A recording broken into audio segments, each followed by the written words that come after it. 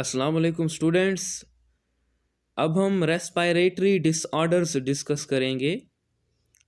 Respiratory disorders की जो main reason है वो एयर के अंदर पोल्यूटेंट्स की कंसंट्रेशन का इंक्रीज़ हो जाना है। अब बिकॉज़ पाकिस्तान में पोल्यूशन काफ़ी मिकदार में है, ना सिर्फ शहरों में बल्कि देहातों में भी। दैट्स वाई यहाँ पे रेस्पायरेटरी डिसऑर्डर्स भी ज़्यादा हैं। अब रेस्पायरेटरी डिसऑर्डर्स कई टाइप्स के हैं, लाइक ब्रोंकाइटिस है, नमोनिया है, एम्फाइसीमिया है, अस्थमा है, और भी बहुत सारे हैं। But today here we discuss bronchitis. जो ब्रोंकाइटिस है इसमें हमारे ब्रोंकाई में और ब्रोंक्यूल्स में, ये जो ट्रैकिया के बाद आते हैं ब्रोंकाई और ब्रोंक्यूल्स, इनके अंदर इन्फ्लेमेशन हो जाता है। इन्फ्लेमेशन का मतलब सिंपल ये होता है कि जलन होना और फिर उस जगह का सूज जाना।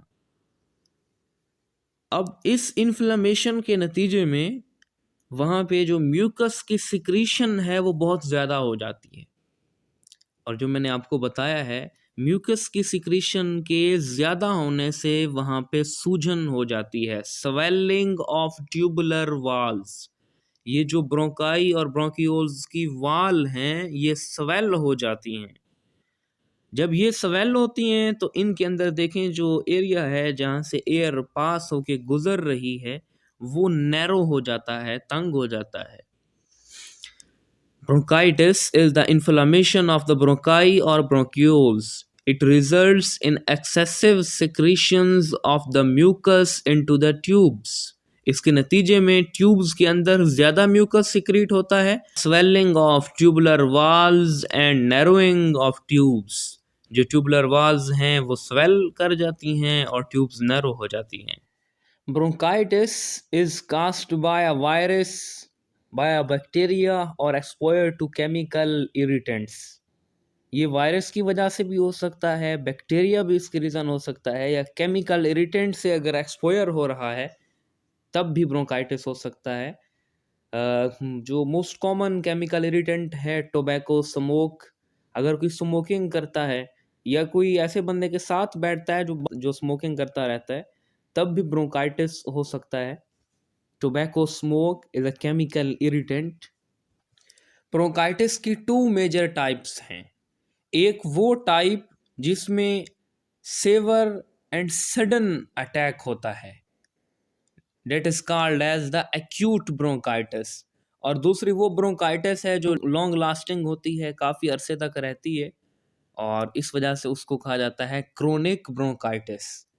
एक्यूट ब्रोंकाइटिस 2 वीक्स तक ठीक हो जाती है, पेशेंट रिकवर हो जाता है 2 वीक्स के अंदर अंदर, और इसमें ब्रोंकाई को और ब्रोंक्यूल्स को कोई परमानेंट डैमेज नहीं होता। और जो क्रोनिक ब्रोंकाइटिस है इसमें क्रोनिक इन्फ्लेमेशन डेवलप होता है, और इससे रिकवर होने में 3 months to 2 years का अरसा लग सकता है। The acute bronchitis usually lasts about 2 weeks and patient recovers with no permanent damage to bronchi or bronchioles. In chronic bronchitis, the bronchi develop chronic inflammation. It usually lasts for 3 months to 2 years. इसकी जो symptoms हैं bronchitis की, उनमें कफ, खांसी हो जाती है, mild wheezing. Wheezing का मतलब होता है जब इंसान सांस लेता है अगर उससे सीटी की खरखराहट की आवाज़ आ रही है, डेट्स कॉल्ड वीजिंग। इसमें माइल्ड वीजिंग होती है, हल्की हल्की सांस के साथ आवाज़ें आ रही होती हैं सीटी की तरह की। फेवर, बुखार हो जाता है, चिल्स, सर्दी लगना।